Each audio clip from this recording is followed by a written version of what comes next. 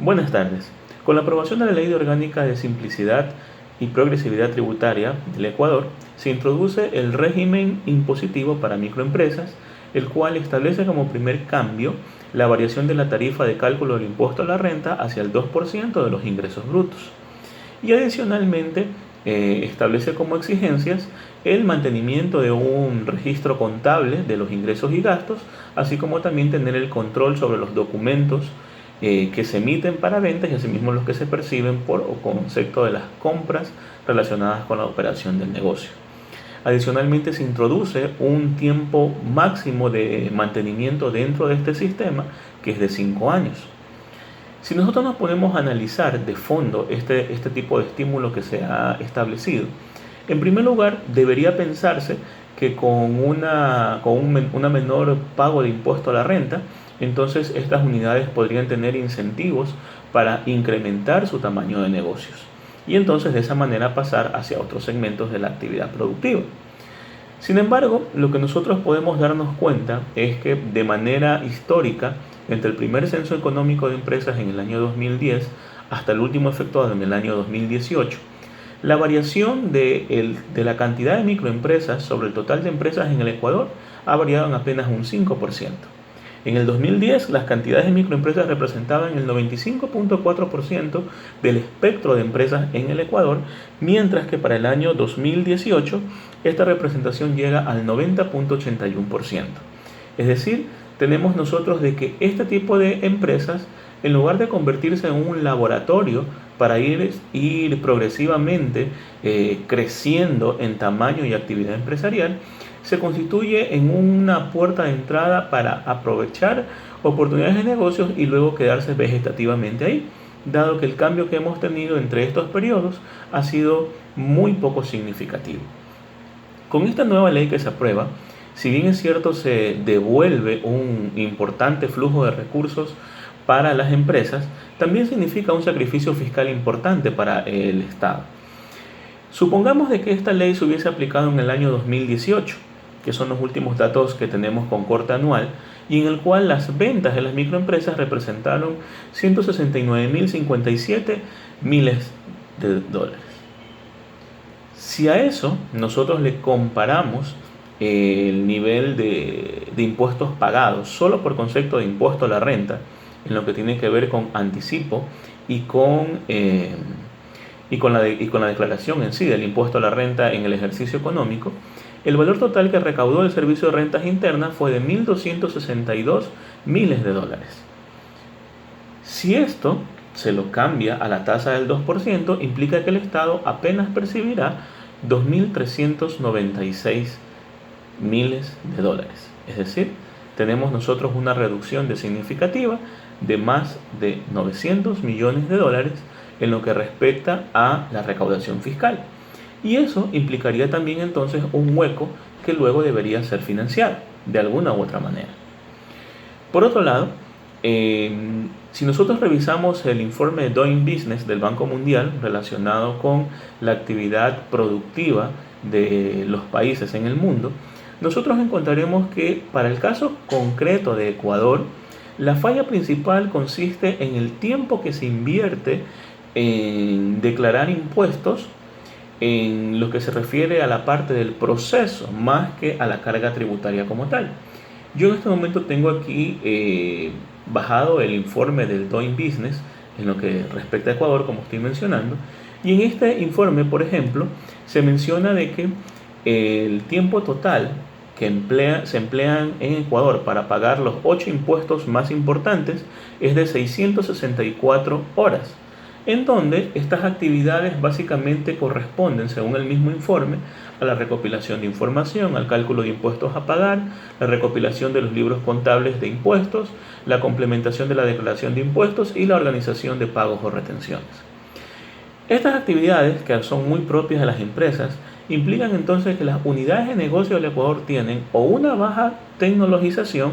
o incurren en prácticas de elusión tributaria para poder ocultar el valor presuntivo correcto que debería ser del pago del impuesto a la renta, en este caso particular que estamos analizando. Porque de ahí, si nosotros hacemos la revisión, con respecto a los otros indicadores. Por ejemplo, el total de impuestos como porcentaje de las ganancias del Ecuador está al mismo nivel de los países de la OCDE, que son los países de más alto ingreso, y por otro lado, las cargas tributarias más significativas, que son de 8 en el caso del Ecuador, se encuentran en una relación muy cercana a la OCDE, donde son 10 pagos que se efectúan. Entonces, en ese sentido, no estamos hablando de la cantidad, ni estamos hablando del rubro en sí. Estamos hablando de la parte procedimental, la cual está fallando. Entonces, para este caso en particular, lo mejor consistiría en establecer mecanismos de mejoración y de simplificación de los procesos de declaración de impuestos, tanto en las empresas como por el lado de la autoridad tributaria. Convendría, por ejemplo, para unidades muy pequeñas que posiblemente no tienen los recursos para invertir en un sistema de mejor control, convendría que que el Servicio de Rentas Internas desarrolle una aplicación que pueda permitir a estas empresas día a día poder ir cerrando su contabilidad. De esa manera se evitarían los procedimientos adicionales para reunir los documentos y recién efectuar una declaración de impuestos. Por otro lado, le daría mayor control a la autoridad fiscal porque podría saber con mayor precisión cómo es el movimiento de estas organizaciones, cuánto es la cantidad de operaciones reales que efectúan durante un periodo dado y, por otro lado, le permitiría también tener una mejor presunción de los valores a cobrar. No es necesario inversiones fuertes en sí de un sistema de este tipo, dado que la administración fiscal, por ejemplo, en ciudades más grandes donde se encuentra este problema de mayor predominación de las microempresas, se encuentran desconcentrados en administraciones zonales, las cuales podrían contribuir en computación de la nube a establecer los controles por sectores y de esa manera se podría tener entonces un mejor mecanismo de control para de esa manera evitar el tema de la elusión tributaria y por otro lado avanzar en la progresividad de impuestos, que es lo que finalmente debería buscar la ley como tal. Por otra parte, también debemos tener en cuenta de que si bien es cierto los informes de la ONU establecen de que las micro y pymes son las unidades de negocio que más trabajo generan, el tener una actividad tributaria muy desconcentrada en unidades muy pequeñas implica un mayor coste económico por los temas de control, por los temas precisamente de productividad y por los temas de inserción laboral, puesto que en algunos de los casos, como ya hemos indicado, estas unidades de negocio prefieren operar a un esquema de formalidad a la carta y mucha parte de las contrataciones laborales, así como de las operaciones de compra y venta, se realizan por fuera de libros. Entonces, lo que debería procurarse en este caso es avanzar hacia la clusterización de este tipo de negocios, proponer mediante mecanismos legales incentivos que animen a las unidades de negocio a fusionarse, a juntarse en empresas de mayor tamaño y de esa manera poder volverse más productivas y tener un mejor nivel de desempeño. Por otra parte, resulta también un poquito extraño el hecho de que se establezca ese lapso de 5 años que ya se había mencionado anteriormente para este régimen impositivo simplificado, debido a que, como hemos indicado,